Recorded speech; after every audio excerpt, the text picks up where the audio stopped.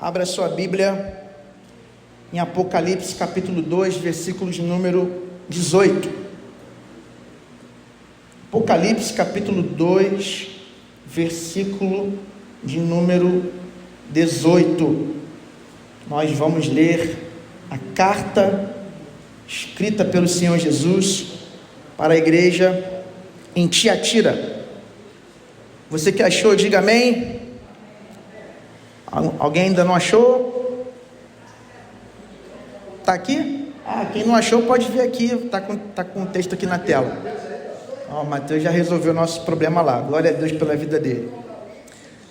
Apocalipse 2, versículo 18. Apocalipse capítulo 2, versículo de número 18.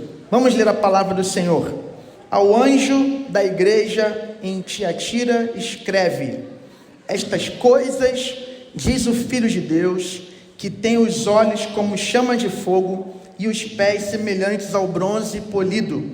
Conheço as tuas obras, o teu amor, a tua fé, o teu serviço, a tua perseverança e as tuas últimas obras mais numerosas do que as primeiras. Tenho, porém, contra ti o tolerares que essa mulher, Jezabel, que a si mesma se declara profetiza, não somente ensine, mas ainda seduza os meus servos a praticarem a prostituição e a comerem coisas sacrificadas aos ídolos. Dei-lhe tempo para que se arrependesse. Ela, todavia, não quer arrepender-se da sua prostituição. Eis que a prostro de cama, bem como em grande tribulação os que com ela adulteram, caso não se arrependam das obras que ela incita.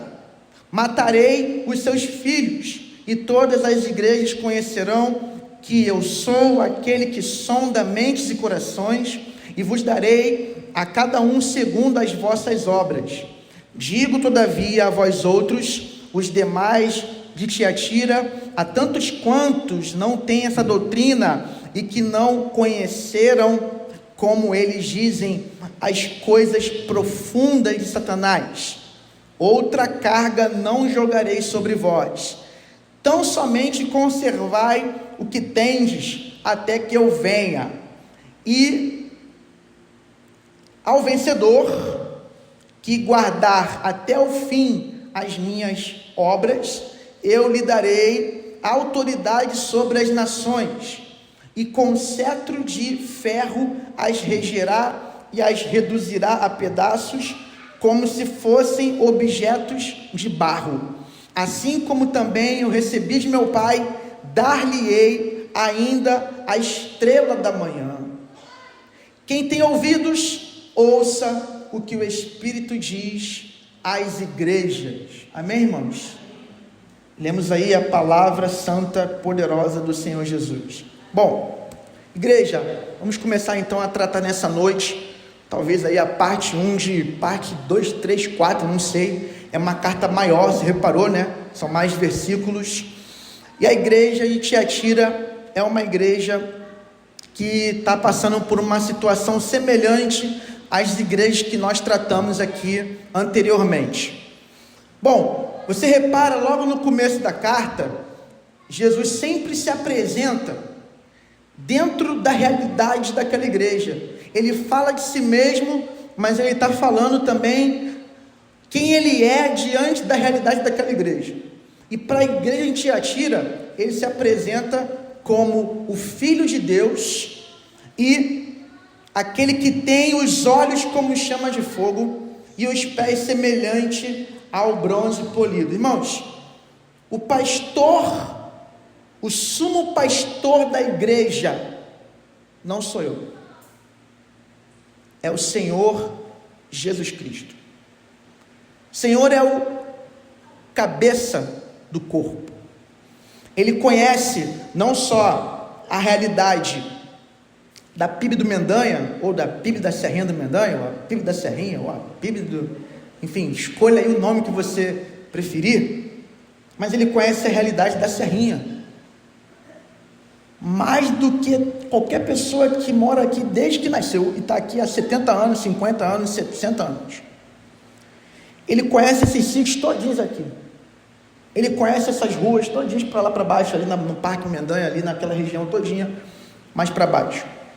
Ele conhece todos os contextos históricos, culturais, sociais, políticos, econômicos, e acima de tudo, ele conhece a realidade espiritual da comunidade, da Serrinha, mas também da sua igreja aqui.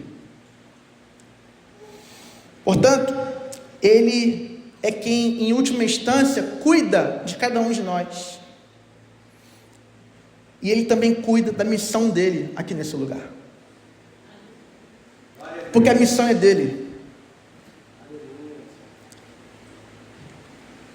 Nenhum pastor, diácono ou líder, ou membro da igreja local, pode direcionar a igreja nessa terra melhor do que o Senhor Jesus. E o texto mostra que os olhos do Senhor são como chamas de fogo, demonstrando a ideia de que ele não olha apenas as necessidades do prédio, que ele também conhece. Ele sabe que está entrando ali mais vaca aqui pelo buraco que ficou aqui. Ele sabe que pode entrar cobra ali. Ele sabe que tem cada semana um cachorro novo sendo largado aqui. Ele sabe tudo isso, né?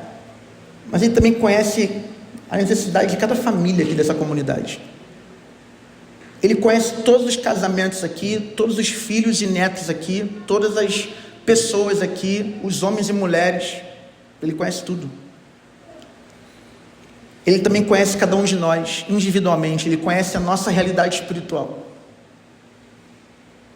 Ele sabe quais são as intenções que nos fazem vir aqui, quais são as motivações de pertencer a essa comunidade e de pertencer a essa igreja e de estar aqui nesse tempo. O Senhor Jesus tudo vê, e o Senhor Jesus pode julgar com santo e perfeito juízo. A linguagem da abertura da carta é uma linguagem de onisciência e soberania para aplicar o santo juízo contra a impiedade, seja na igreja ou fora dela. Então, esse símbolo para Tiatira é o símbolo do Senhor da igreja, do pastor supremo da igreja, daquele que tudo sonda, daquele que tudo conhece, daquele que tem também como essa figura, esse simbologismo, né, de linguagem, pés como bronze polido, é uma linguagem de juízo, porque é um bronze que tem poder para esmagar qualquer coisa. Esses pés são poderosos para destruir a impiedade, a maldade, a injustiça, para destruir o pecado,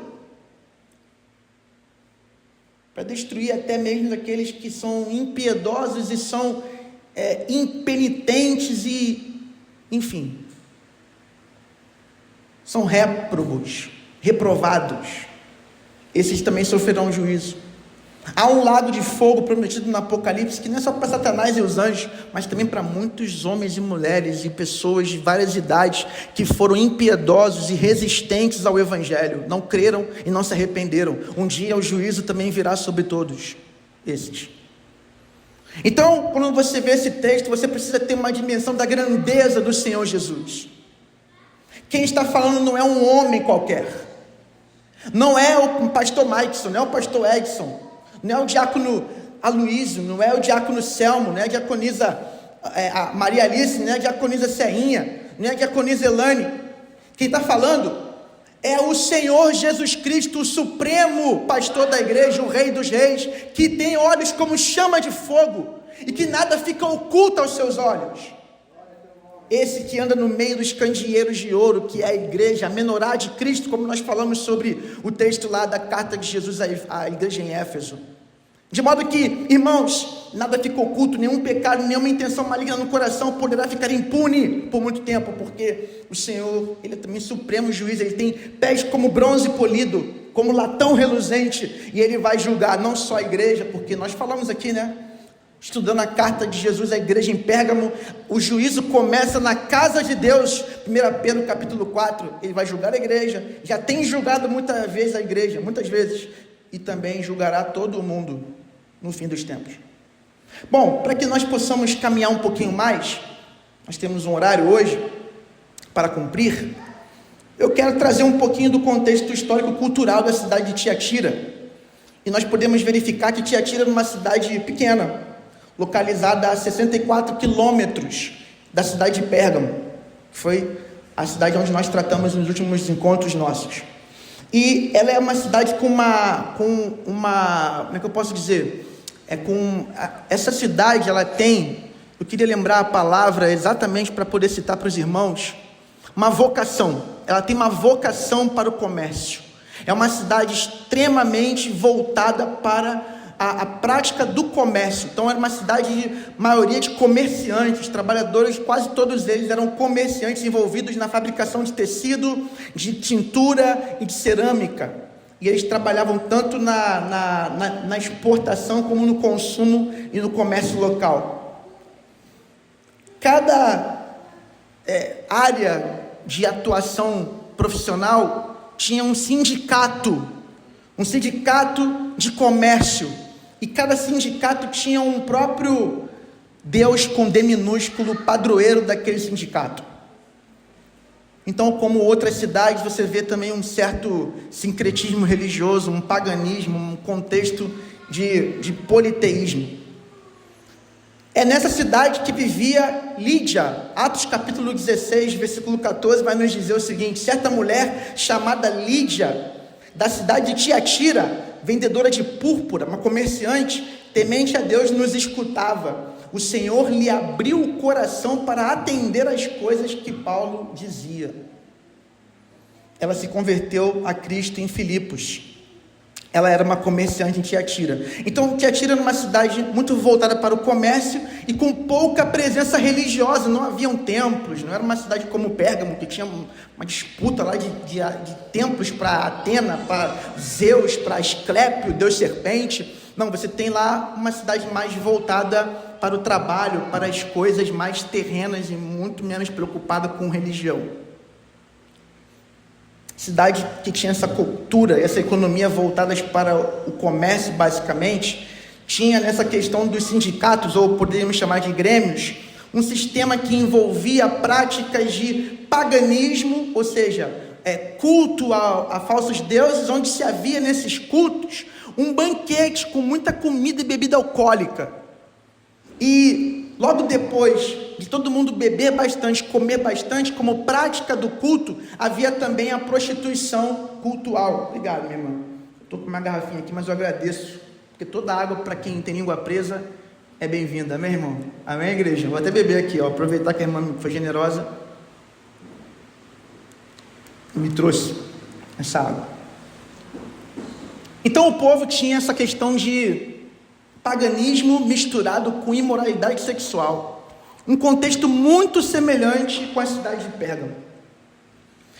E parte da igreja em Tiatira sofreu essa acusação do Senhor Jesus, exatamente de estar se corrompendo. Parte da igreja estava se corrompendo, e provavelmente, irmãos, o que acontecia nesses grêmios, nesses sindicatos, é que era uma obrigação para você crescer profissionalmente, o teu dinheiro ser garantido, as suas vendas, o seu acesso ali, ao seu local de trabalho, para você continuar atendendo o público e ter prosperidade, você tem que fazer parte do esquema.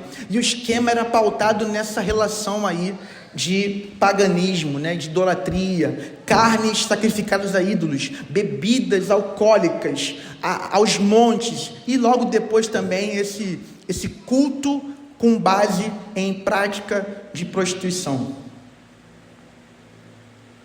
Então, talvez muitos com medo de perder o espaço, de perder a renda, perder a condição de sustentar a família, de ter um crescimento financeiro, um crescimento profissional, talvez eles estavam sendo tentados fortemente a participar desse tipo de esquema, para que as famílias pudessem ser protegidas e continuarem a sua subsistência. Então, basicamente, irmãos, diferente de outras cidades, você vê que o contexto histórico-cultural deu para falar rapidinho, dá até tempo de desenvolver um pouquinho aqui alguns versículos, porque não tem muito mais também a se destrinchar sobre esse contexto histórico da cidade de Tiatira, nem essa questão cultural, é basicamente isso, é o comércio, é uma certa relação aí de paganismo, e esses comerciantes, muitos deles cristãos, sendo tentados a participar do esquema dos sindicatos de comércio. Essa é a realidade da igreja. Aí nós vamos ler o texto mais uma vez, volta lá para o versículo 18, porque nós vamos então olhar um pouquinho para o texto e entender melhor o texto. Porque o nosso propósito aqui na série de mensagens é justamente aprofundar versículo a versículo e entender o que Deus está falando nos detalhes, que às vezes a gente não percebe. Por exemplo, o texto está dizendo no versículo 18: ao anjo da igreja em Tiatira escreve: estas coisas diz o Filho de Deus. Repete comigo assim: o Filho de Deus. Jesus Cristo é o Filho de Deus. Agora, por que Jesus está dizendo para Tiatira, para aquela igreja que está naquela cidade, que ele é o Filho de Deus? Ele não falou isso para nenhuma igreja. Ele, além de citar a alegoria que ele vai citar, porque lembra, lá no capítulo 1, Jesus se apresenta a João. João tem a visão. Quando João tem a visão, ele vê Jesus inteiro, né? E ele retrata todas as figuras simbólicas relacionadas à pessoa de Jesus. Então ele vai ver no capítulo 1, né, os pés como bronze polido, os olhos como chama de fogo, a boca saindo uma espada afiada, que nós falamos que Jesus citou isso para a igreja em Pérgamo. E ele vai ver, né, o latão, né, a couraça, toda essa distinção, né? E aí Jesus vai citando para cada igreja uma parte disso, porque tudo que ele viu está conectado com aquilo que ele vai apresentar a João, para que João diga e envie para as igrejas ali da Ásia Menor. E cada igreja, daquelas 7 igrejas, né, um pedaço de Jesus está sendo direcionado para aquela realidade. Para a realidade de Tiatira, os olhos como chama de fogo e os pés como bronze polido. Mas ele acrescenta essas coisas, diz o Filho de Deus. Só para você identificar o que eu estou falando melhor, volta aí rapidinho, versículo de número 1 do capítulo 2, só para você identificar no texto, para você entender o que eu estou querendo dizer, tá? Olha o que o texto vai dizer quando Jesus se apresenta à igreja em Éfeso. Olha o que ele vai falar: o anjo da igreja em Éfeso escreve: estas coisas diz aquele que conserva na mão direita,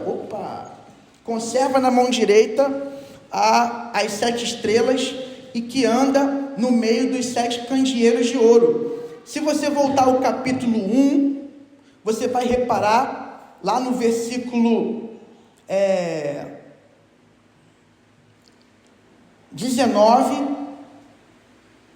20, veja comigo, capítulo 1, versículo 20: quanto ao mistério das 7 estrelas que viste na minha mão direita, e aos 7 candeeiros de ouro, as 7 estrelas são os anjos das 7 igrejas, e os 7 candeeiros são as 7 igrejas. Então, veja, né? Isso vai aparecer de novo no capítulo 2, na carta à igreja em Éfeso. Ele vai se apresentar como aquele que está no meio dos candeeiros e tem na mão as 7 estrelas.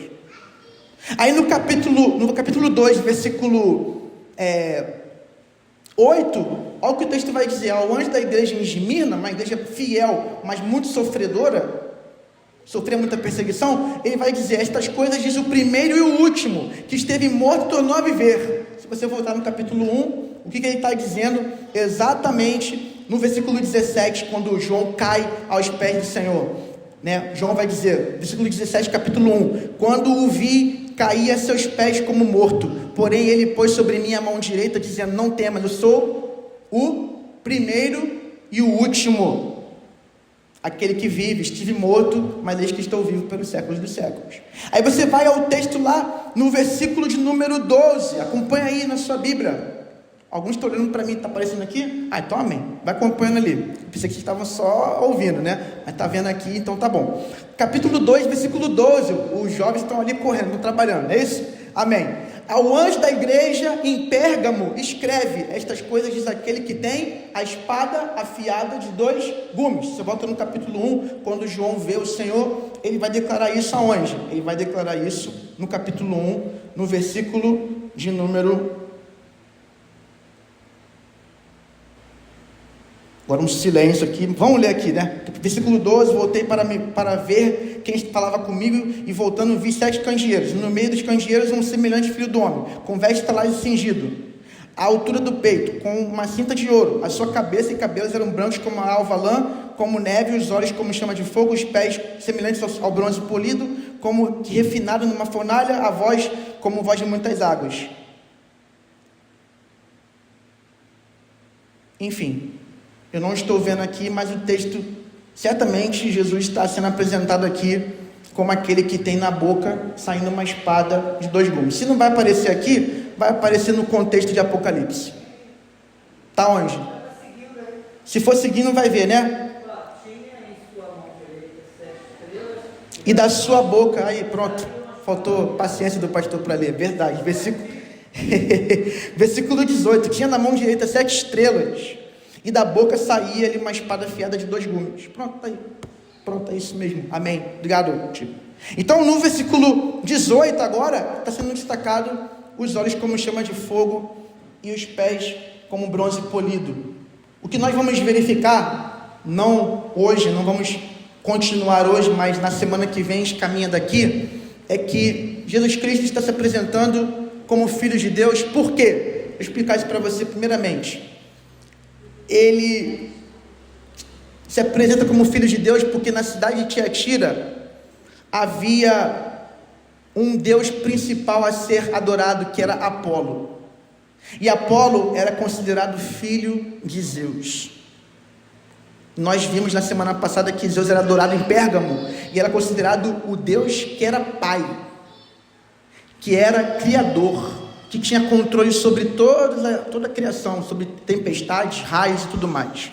Então esse filho do Criador, esse filho eterno do Criador, Apolo, era o Deus lá da cidade de Tiatira. Jesus vai se apresentar e dizer: eu sou o Filho de Deus, eu sou o verdadeiro Filho de Deus, eu sou o Criador, eu sou o co-criador com o Pai, eu sou o soberano de todo esse universo. Irmãos, a ideia do Filho de Deus é a ideia da majestade divina do Senhor Jesus. Quando ele diz que é Filho de Deus, ele está arrogando para si um título cristológico, um título de Cristo, de aquele que é de fato divino, o Rei divino. Para terminar, irmãos, hoje, abre só sua Bíblia aí em Salmos 2, versículo 6, para a gente poder finalizar a mensagem de hoje. Semana que vem a gente continua. A gente vai falar dos olhos como chama de fogo e dos pés como bronze polido. Não hoje, a partir da semana que vem. Mas leia comigo Salmos capítulo 2, versículo 6 a 8, diz assim a palavra: eu, porém, constituí o meu rei sobre o meu santo monte Sião. Proclamarei o decreto do Senhor. Ele me disse: tu és meu filho, e filho aqui com F maiúsculo, tá bom? Não é F minúsculo não. Eu hoje te gerei, pede-me, e eu te darei as nações por herança, e a extremidade da terra por tua possessão. Jesus é o Filho de Deus. Jesus é aquele que recebeu por possessão todas as nações. Ele tem por herança, dada pelo Pai. Ele não se dobrou à tentação de Satanás no deserto. Ele não cedeu ao diabo naquele dia, mas ele, porque foi fiel e porque foi obediente até a morte de cruz, ele recebeu o título de Filho de Deus, aquele que tem autoridade na terra e no céu, e que tem as chaves da morte e do inferno, e que é rei para todo sempre. Esse que se apresenta à igreja de Tiatira, Jesus Cristo, nosso Senhor. Ele é o Rei divino, Ele é o majestoso soberano, Ele é aquele que recebeu da parte do nosso Deus Pai as nações por herança e a extremidade da terra por sua possessão. Meus irmãos, a minha oração de todo o meu coração é que cada vez mais eu e você tenhamos a visão bíblica e correta de quem Jesus é. Porque, irmãos, eu já não me impressiono mais com certas espiritualidades e com certas manifestações, porque algumas pessoas, na verdade, irmãos, estão usando a espiritualidade cristã como um meio de autopromoção. Eu não me impressiono mais com tais grandes profetas, grandes pregadores, que muitas vezes as pessoas admiram mais ele do que o próprio Senhor Jesus, o dono da palavra, o dono da igreja. Eu não me impressiono mais com esses ministérios de cura, de libertação, em que a pessoa muitas vezes, por conta da fama, já está cobrando muito caro para poder chegar numa igreja, para poder curar alguém. Meu irmão, ao Senhor Jesus Cristo seja a glória. Se o Senhor não curar, qualquer outra cura não tem o menor valor, porque todo milagre é sinal do reino escatológico de Deus aqui na nossa história. O milagre não tem finalidade em si mesmo.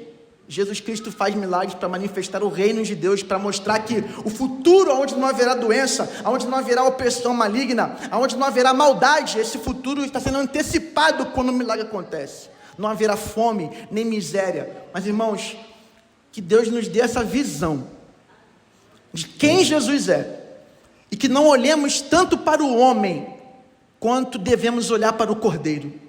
Que não olhemos tanto para as pessoas e para as suas fraquezas e limitações, e possamos ver o Filho de Deus, o Rei majestoso e divino, que tem o controle da história e que está cuidando da sua igreja nesse tempo. Você recebe essa palavra essa noite, irmão?